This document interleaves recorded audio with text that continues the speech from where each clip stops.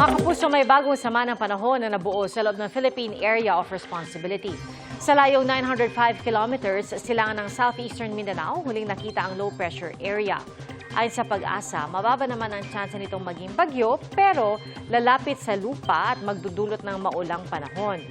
Base sa datos ng Metro Weather, mataas ang tsansa ng ulan bukas sa halos buong Visayas at Mindanao pati na sa ilang bahagi ng Bicol Region.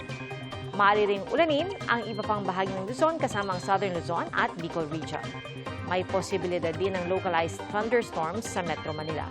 Bukod sa LPA, iiraw din ang easterlies na magdudulot ng mainit na panahon.